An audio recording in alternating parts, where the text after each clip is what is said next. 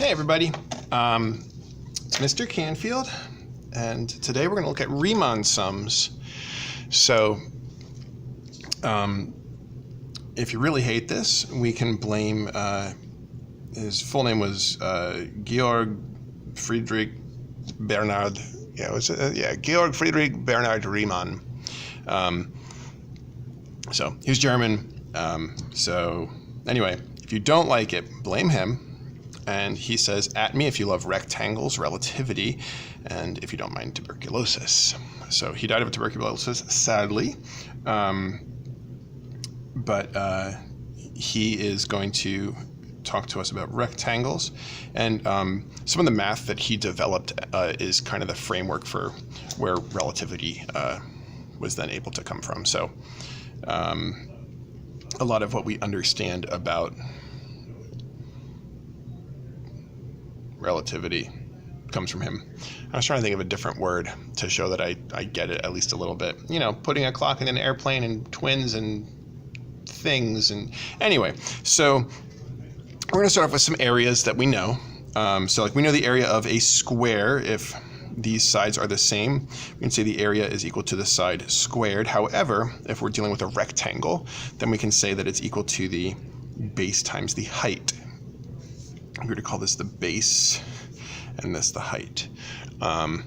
Similarly, if we have a triangle, we can say if this is the base and this is the height, then we can say that the area is equal to 1/2 the base times the height, because if we think about this is a right triangle in particular, makes this easy to see.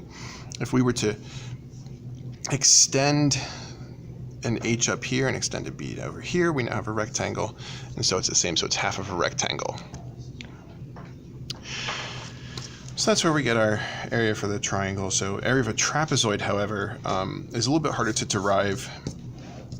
But if we think about this as kind of being chopped off and put over here, we can see there is a rectangle hiding here. And the way that we handle it is we essentially take the average of the two bases. If we call this bottom one base 1 and this top one base 2. I'm not going to give a very good explanation for that right now. And then whatever the height is. So the area of that is 1/2 times the two bases added together times the height. So using these, we're going to do some calculus. So Riemann came up with 4 different sums. The first one we call a left-hand sum, then we have a right-hand sum, midpoint sum, and trapezoidal sum. Look at me, I can read. So a left-hand sum, essentially, I'm going to say we're going to use 4 sub-intervals. Sub-intervals, okay. Big idea is like, these all go, it's hard to see on the screen, but these all go from 0 to 2. And so if I'm trying to do a left-hand sum and I want to use 4 sub-intervals, I basically want to make 4 rectangles that start at the x-axis and travel up to the y value of the function. So like, if I were to do what's called a left-hand sum, I would start and make this rectangle, and I would travel up the left-hand side of the rectangle and draw a rectangle. If we were to shade this in, it's fair to say that this rectangle is approximately the area underneath this curve. You know, just to emphasize it, the curve is right here. So it's not perfect, but it's pretty close. And then if we were to then travel up the left-hand side of our next rectangle, which I'll draw in a different color, if we travel up that side, boom, and make that rectangle, and fill that rectangle in, then it's fair to say that the area underneath this part of the curve is basically that rectangle. Yeah, there's a little bit extra, but it's still kind of, it's a good approximation. So that we can continue this, making our next rectangle, travel up the left-hand side until we hit the function, and then boom. So this approximation you might see is, it's off, like there's a lot sticking out, but again, if we're looking for an approximation, it's there. And then lastly, we got our fourth rectangle, we'll travel to the left-hand side. boom, boom. So we've talked about over approximations and under approximations. This would definitely be what we call an over approximation. In this case, the left-hand sum, I think one of the words we use for it is over sum. I always forget. No, upper sum. We'd call this the upper sum. Like, we're guaranteed that whatever area we calculate here, that area is greater than the actual area. And oftentimes over an interval, there's going to be an overestimation of an area and an underestimation of an area. So like if I were to do what we call the right-hand sum, where instead of traveling up the left-hand side of this rectangle, we're going to travel up the right-hand side and use that to find the height of the rectangle and get this area. So I'm going to go a little faster, but that idea of we travel up,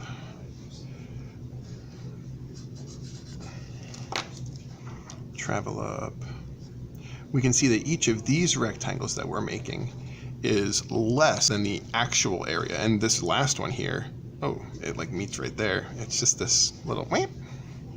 So because of that, you know, whatever area we get when we add these up is going to be some kind of under approximation. All right, so then we look at our midpoint sum. So, you know, we went to the left of this, went up, then we went to the right of it and went up. The midpoint sum literally just goes, oh, okay, well, instead of going up the left or the right of it, let's go up the middle of this rectangle. And you'll notice that the midpoint sum has a little bit going over and a little bit going under.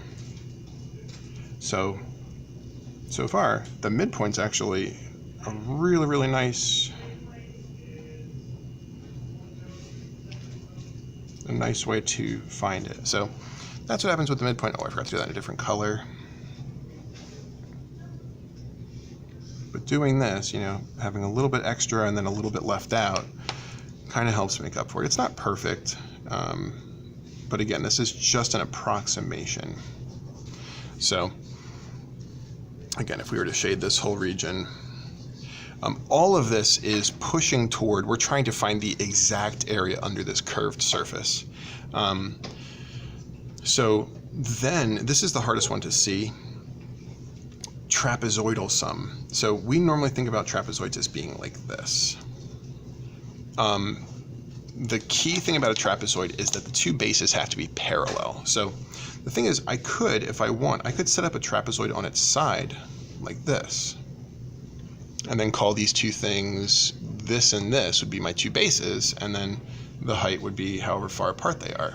So here, if I'm looking at this, from here to here, I could say, you know what?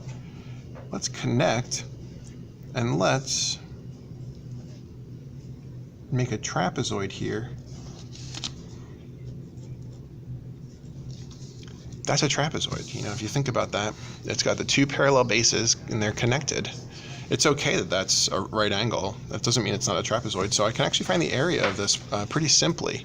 And then if we continue this thought, boom, boom, boom, you'll see that the trapezoid, pretend that's perfectly straight, the trapezoid can get a very, very close result. In general, the trapezoid is the closest approximation, I think, but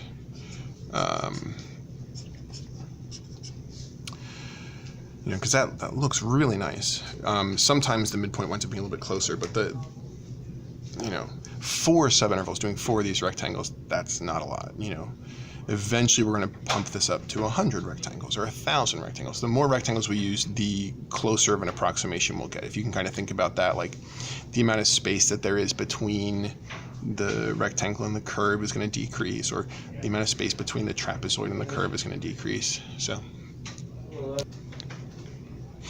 okay, so now we're going to actually do the math though. So we talked about the idea. So the function that we were using before was y equals negative x squared plus 4, and that gives this graph. So it says using 4 rectangles of equal width, approximate the area under the curve y equals negative x squared plus 4. So on the interval from 0 to 2. So we're looking from 0 to 2. So if we're trying to do 4 equally spaced rectangles, well, we can say, well, I know 2 minus 0 is 2. Okay, so the total length here is 2. And then we want to divide that by 4, and get, oh, each one is a width of 1/2. So, or 0.5, whatever's, whatever you want to use. So before we go any further, I'm going to just tabulate and get some x and y values. So if I'm going to be going by halves, I know I'm going to go 0, I'm going to have a half, I'm going to have 1, I'm going to have 3 halves, and I'm going to have 2. So if I plug 0 in, I get 4. If I plug a half in, remember that it's going to square and then get multiplied by -1. This really says -1 times x squared. So this is a quarter, this is -1/4, so this is 3.75. It's going to make graphing it a little bit easier if I think about it like that. But you could put that's what is that, 15/4, that's fine. Plug in the 1, I get 3. Plug in the 3 halves, that'll be -9/4. So that's -2.25. So it should be 1.75.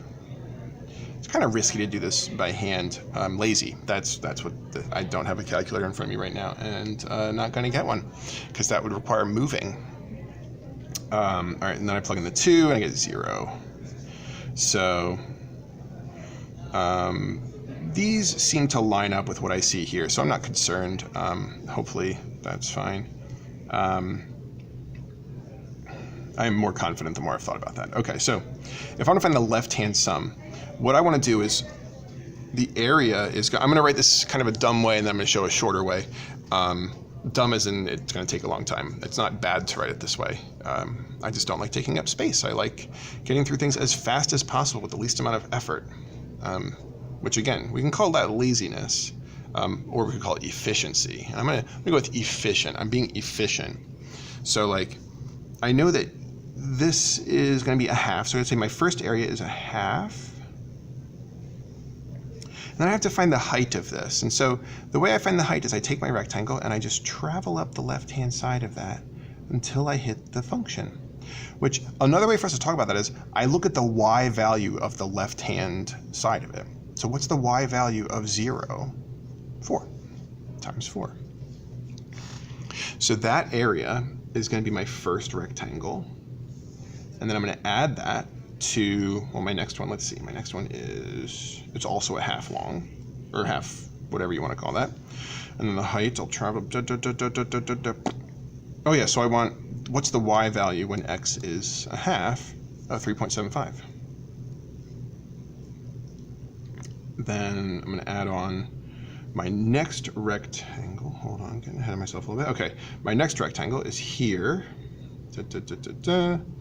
And I'm going to want the y value when x is equal to 1. So let's see. It was 1/2 wide, and then x is equal to 1, so 3. And then my last one is a half wide, and I want to know the y value when x is equal to 3 halves, which is 1.75. And I'm not doing this by hand. I'm going to have to go get a calculator. Yeah, after I said I wasn't going to go get one, I realized there was one on my desk. That is why we clean up after ourselves. So let's see, 0.5 times 4 plus 0.5 times 3.75. 5 times 3 plus 0.5 times 1.75. I got 6.25. So my Riemann sum approximates the area of the curve underneath the curve at about 6.25. So what do we know about 6.25? We know 6.25 is more than the actual area. How much more? It's hard to say, but we know that it is, it's definitely more. So that's a good start. Now let's talk about the less dumb way to write this. Okay, I multiplied each of these by a half, right? I can just say the area is equal to a half times 4 plus 3.75 plus 3 plus 1.75. I could have just done that. Add them up, then multiply by a half. So much easier. And in general, if we're using equal width on these, I just need to find the different heights. And let me emphasize another thing. which heights did I use? I used this one, this one, this one, and this one, and I didn't include the far right one. The left-hand sum is always going to use the far left all the way through until the second to last one. It's not going to use the last one. So the right-hand sum is actually, you know, it's going to be like kind of the reverse. It's going to, if you remember from when I drew it a few minutes ago, if you look at the y values that we wound up using, we used the right-hand y values. So that's going to wind up being this one, this one, this one, and this one. It's going to ignore the first one and use the other four, the other four. So, you know, if I'm doing, and I'm gonna go slowly and spell it all out, but that's what's going to happen. So, like, if I'm using this first rectangle here, well, the base is a half again, so I can say area is equal to a half. And so now I'm just going to write it like this. I'm going to say a half because all of my bases are half. And the height this time, I'll travel up the right-hand side, or the y value when x is a half. So 3.75 plus this one, travel up when x is 1, so 3. And then this one, 1.5. So that's 1.75. And my last one when x is 2, plus 0. The height of my last rectangle is 0, which is kind of silly. It's so silly. Ha ha ha. All right, so with all that, there. We're going to get this. It's going to be less than 6.25. It's also going to be less than our actual area. But again, I didn't have to go through all that drawing. Also, plus 0? Really? All right, 4.25. So, okay.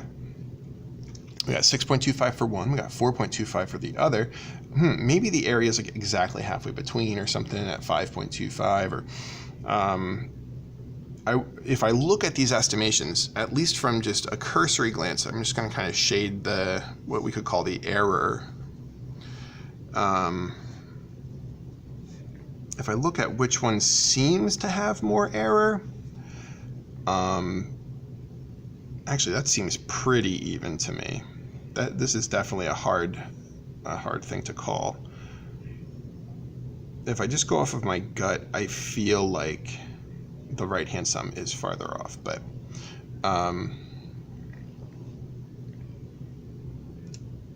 I am gonna avoid finding the actual area at the moment. So, all right, now I gotta find the midpoint sum.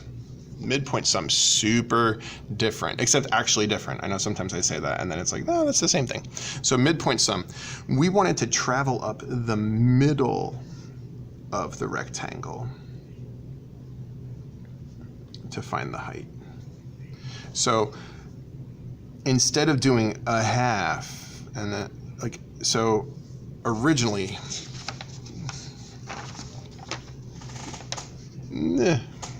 like we did 0, a half, 1, 1.5, and 2. So now I gotta find, okay, well, what's halfway between 0 and 0.5? Oh, 0.25. And then what's halfway between 0.5 and 1? 0.75. And then what's halfway between 1 and 1.5? 1.25. And then what's halfway between 1.5 and 2? 1.75. So like I gotta find 4 completely new y values. Yay. Hooray, so excited. Some of you may be realizing the pattern and the thing that's going to happen. I'm pretending that I don't know it.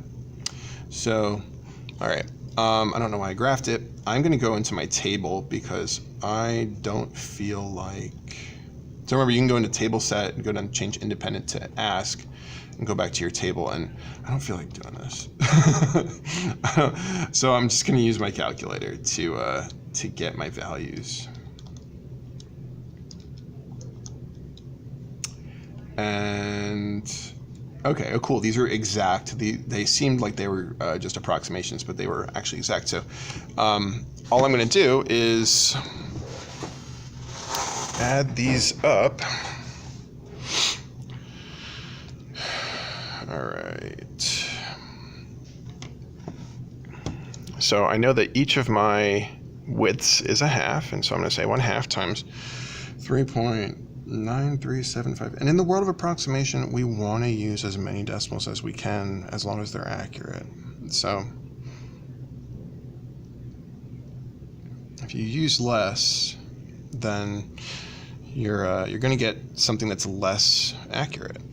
So it's a little tedious, but not as tedious as doing this by hand, which Bernhard Riemann would definitely have done. He would have had to do this by hand, including the calculation of this.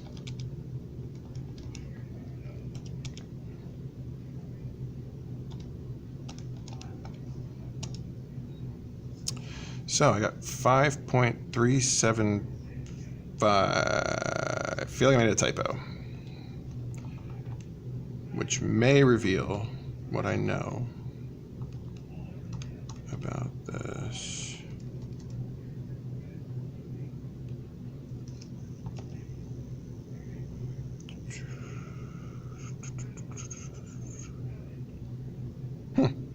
Okay.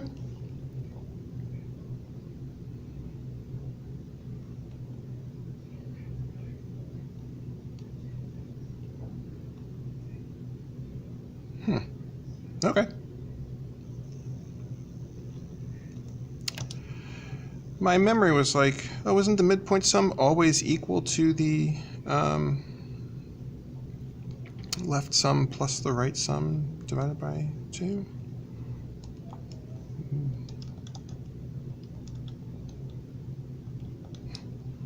Nope, apparently not.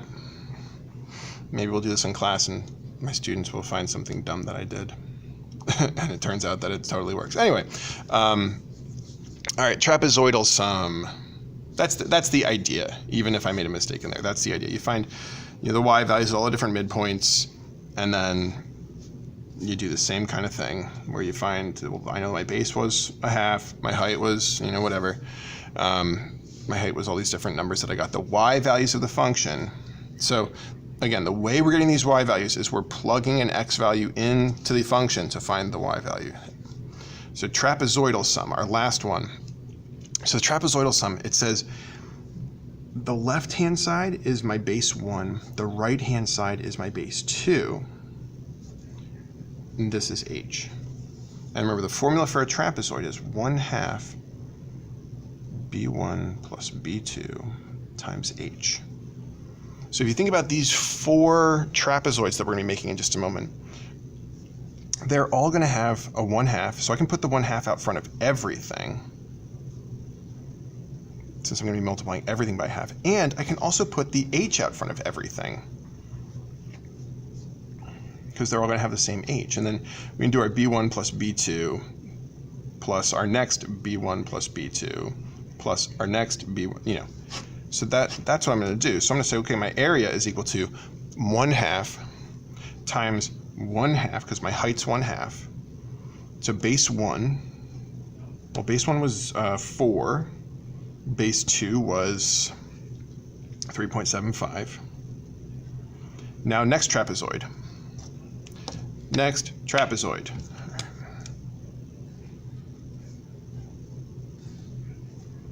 In this one, my B1 is 3.75. My B2 is 3. Next trapezoid. My B1 is 3. My B2 is the 1.75. Next trapezoid.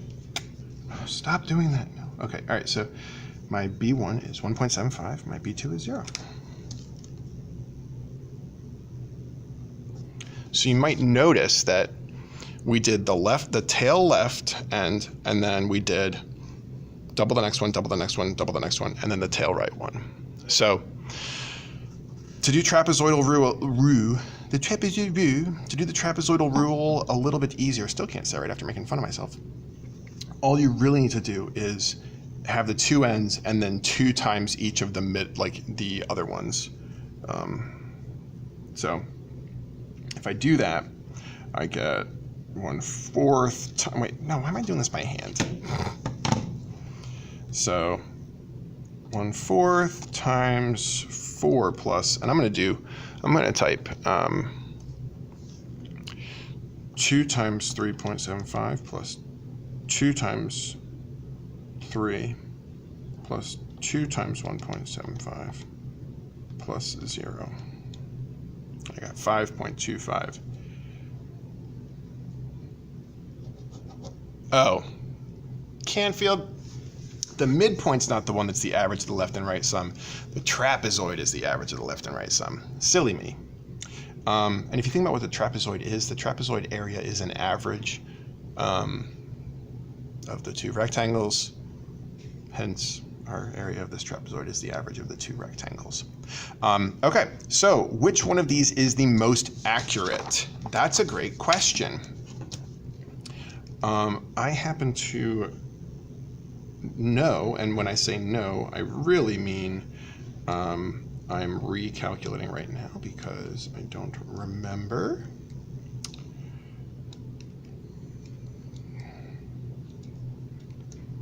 That the exact area, oh, I didn't write my midpoint one up here for us to look at.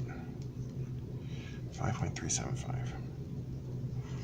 The exact area is 5 1/3. The exact area is 5 1/3, which is 5.3 repeating. So let's see, 5.3 repeating. This one is 0.83 repeating off. This is 0.8 off. And then this one is 0.04 off. Oh, 0.08 off, 0.04 off. So the midpoint actually wound up being the better approximation here. But if I was just able to find it exactly, then maybe we're going to want to learn how to do that. Spoiler alert, we're going to learn how to do that, don't worry. You may be wondering, Mr. Canfield, we were just talking about integrals the other day. Why are we finding areas of rectangles? That's a good question. All right, so, and if the answer was no, they're completely unrelated, that would be strange. They are absolutely related, and we'll talk about it eventually. All right, let's try finding an approximate area one more time with 6 subdivisions. And the curve is y is equal to x minus 1 squared plus 2. So the x minus 1 squared, the reason we're formatting it like that is the minus 1 inside the parentheses, remember, that moves our parabola to the right one, and the plus 2 moves it up 2. So this right here is our vertex. I gave you the dots so that you don't have to draw them. And go me, putting the y values in over here. So it says from 1 to 4. So 6 equal subintervals from 1 to 4. Well, if we want to go from 1 to 4, we need to travel a total of 3. And we want 6 equal subintervals. So that means that each one is going to be 0.5 again. Obviously, if we used more subintervals, there'd be less space that gets shown that doesn't work. So that ideally we'd have more subintervals, but the more subintervals you do, the more annoying this gets. I think I messed something up. 1, 1.5, 2, 2.5, 3, 3.5, 4. Nope. Okay. So our first interval, well, let's populate this. Let's get our y values, x minus 1. So this is where if you've got a strong command of calculator functions, this work becomes easy potatoes. I mean, easy peasy, sorry.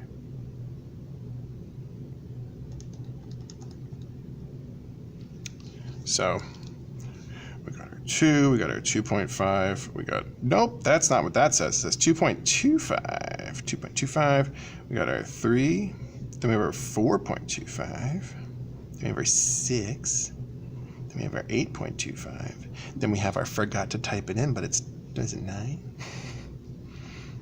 It's 11. All right.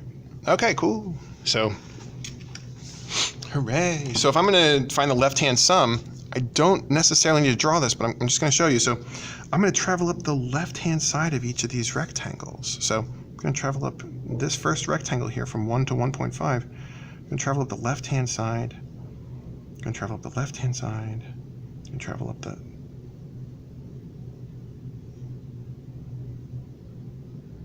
Let's see, 2...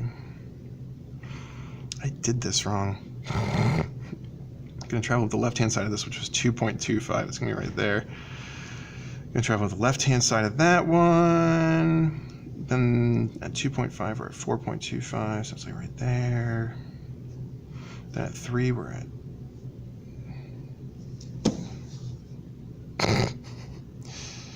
Good job, Canfield. You put the dot in the wrong spot. No.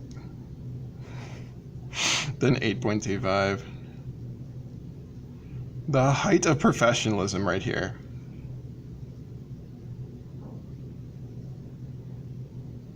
And then I'm not going to travel up 4 because I already did that one. So anyway, you don't have to draw the picture if you get what's going on. Just say your area is, well, all their widths are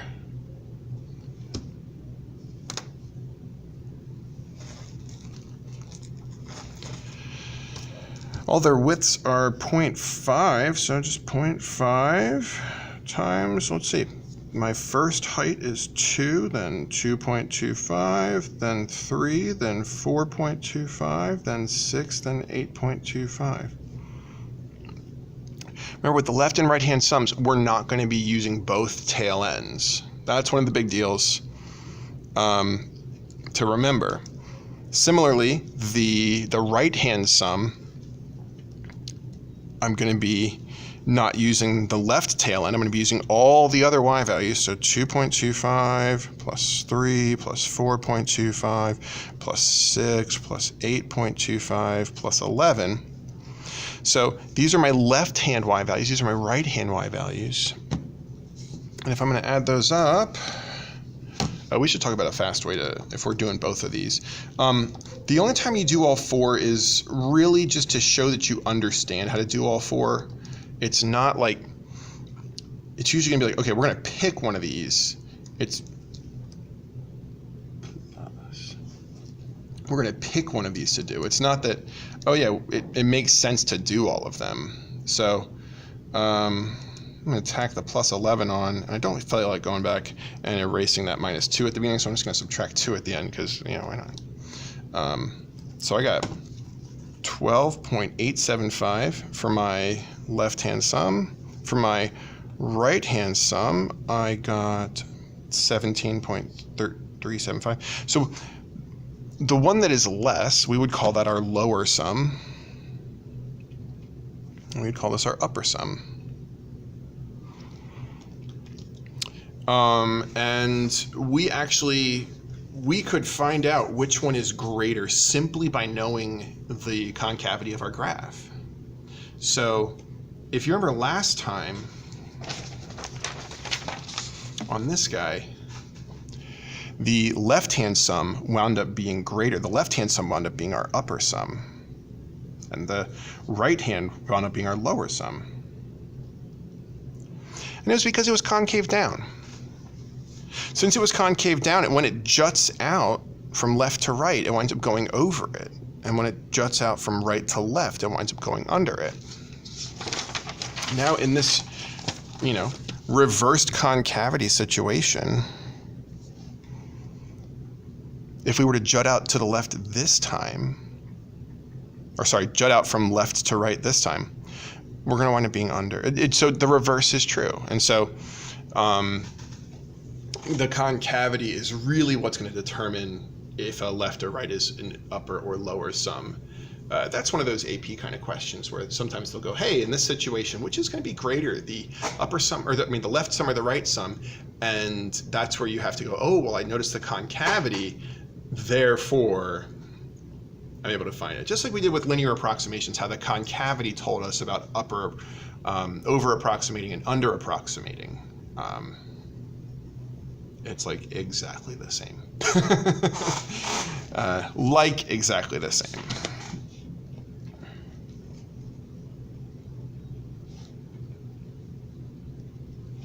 Which the English here, like meaning sort of, exactly meaning no different. So sort of no different. So they cancel each other out, and it's really just they're the same. Okay. Now we got through that.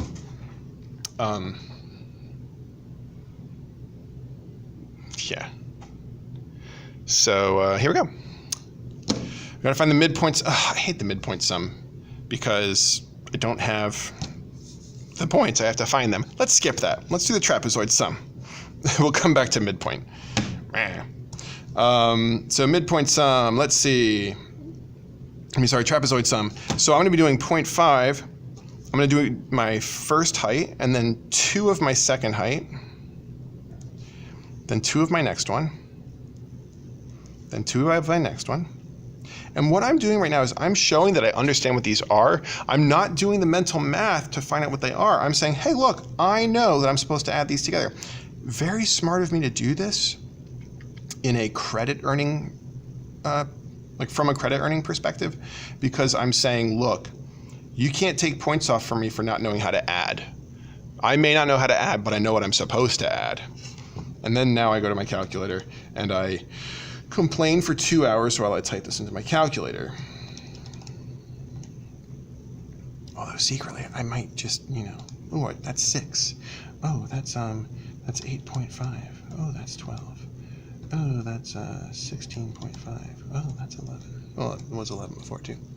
So,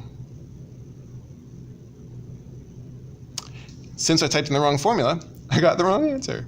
Remember that a trapezoid is not base times height. It's a half base times height. So I gotta multiply this by 0.5. I got 15.125. So let's see if this holds true. Let's see what happens if I average my left sum and my right sum. Would you look at that? It's exactly the same. If you think about what we're doing here, we're combining the left sum and the right sum and then dividing it by 2. We're literally averaging the left and right sum.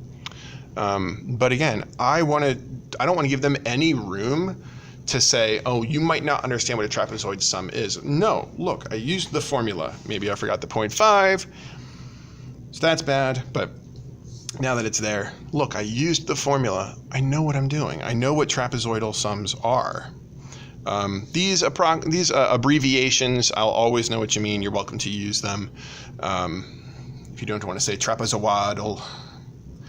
All right, let's do the midpoint. So for the midpoint, sometimes called the M sum, we know that every rectangle is going to be 0.5 in width. And now I have to go find the heights. So hard to do. It's impossible. Halfway between 1 and 1.5. 1.25. Then I gotta find between 1.5 and 2, 1.75. All this work that I have to do. Actually, these numbers are kind of annoying.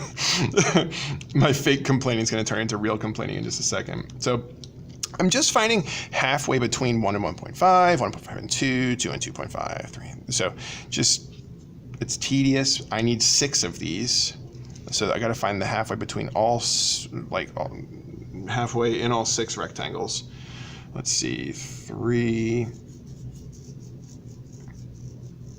I got 2.75, so now I need 3.25, and I need 3.75. All right, so now that I've got all these,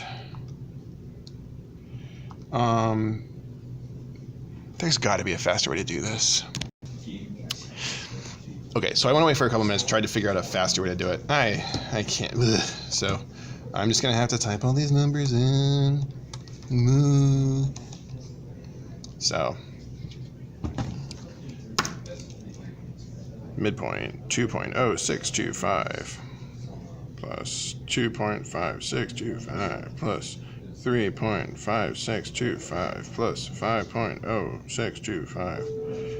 plus 7.0625 plus 9.5625. If you ever write it as gross as this, that makes sense. It's fine, whatever, I don't care. Make sure your work is clear, that's all. I always like threatening people and then not actually threaten them. So it's going to take forever, prone to errors. Now, if I was doing this, let's say for my homework, I might pull up a Google Sheet, and there are ways to add lots of numbers together on Google Sheets very easily. Maybe I'll show you guys that in class. That would require a multi-angle support, which I definitely do not have. So 14.9375 is what I got for my midpoint sum. So the actual area, just for comparison's sake, is, let's see, we're going from 1 to 4, and we're dealing with x minus 1 squared plus 2. Okay, so you may have figured this out already. The actual area is exactly 15. So out of our 4 sums, the closest is the midpoint sum again, but it's the most annoying as well. So, all right. So I am going to skip this example. This is just some more practice. If you personally are going through this and you're like, Canfield, I actually could really benefit from you going through this example. I'm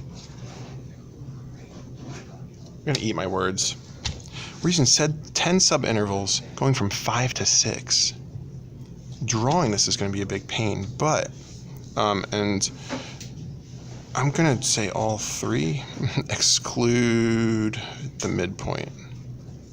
Okay, because I know how to do it. If I go from 5 to 6, that's like my XY table. I'm going to have 5, 5.1, 5.2, 5.3, 5.4, 5.5, 5.6, 5.7, 5.8, 5.9, 5.10, I mean 6. My left-hand sum, I'll use all these. My right-hand sum, I'll use all these. My trapezoidal, we'll do the roll. But like, it's tedious, but we're going to get a really, really close approximation to this. The punchline that we're headed towards is that the integral is going to help us find the exact area. It's going to find out not if we used 10, what if I used an infinite number of subdivisions, an infinite number of rectangles. We would eliminate all the error and it'd be perfect. But we can't use an infinite number of things. This one is a really good AP style question. It says, given the table and the graph, find the left-hand sum, right-hand sum, midpoint sum, and trapezoidal sum using the unequal intervals given on 0, 7 if possible. So here's the thing. When we look at this one, this first one here, the width is 4 and the height, I guess I'm starting with the right-hand sum. Now there we go. Okay, so the width is 4, the height is 1. So 4 times 1, wow, good job, Canfield. 4 times 1 plus, my next one is a width of 2. My height is 3, and then my next one, my width is from 6 to 7. So my width is 1, and my height is, the left-hand side of that is 6. So my area of this is, it's a little janky, but that's what we gotta deal with. So 16, my area is 16. My next one, same deal, we just, okay. But so this is my left-hand sum. My right-hand sum, going from here to here, we're just going to add up 3, 6. Oh, no, I can't because there's different widths, right? So my first one is 4. So 4 times 3, then 2 times 6, then 6. Or, sorry, they're 1 apart. Plus 1 times 10. And this one's going to be my upper sum because it's, you know, if you think about how these are all sticking out, those are all sticking under. So 6 plus 12 plus 10. Now, if I want to do the midpoint sum, that means that I got to find the height when y is 2. Problem is, I don't know the height when x is 2. I don't know the height when x is 2. I can't do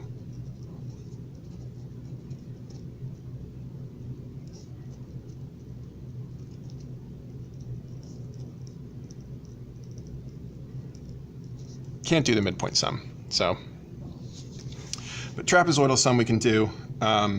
Since we've already calculated the left and the right hand sum, I could just average them. But again, I want to show, no, I get what's going on. So trapezoidal sum, what I'm going to do is I'm going to say, all right, my area is 1/2 times my base 1 plus base 2. So base 1 and base 2 are 1 and 3. And then there's going to be 2 of the 3s. There's going to be 2 of the 6s. And then there's going to be a 10. And then times my height, which is, dang it, can't do that.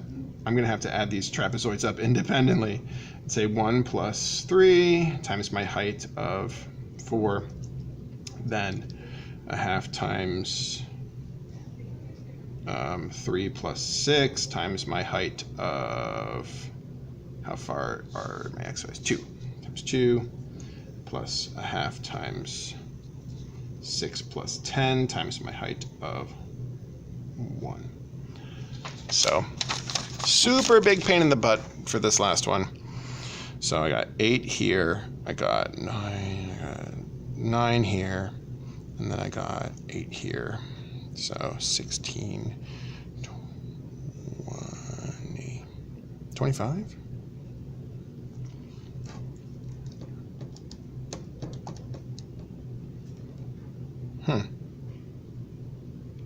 What'd I do wrong?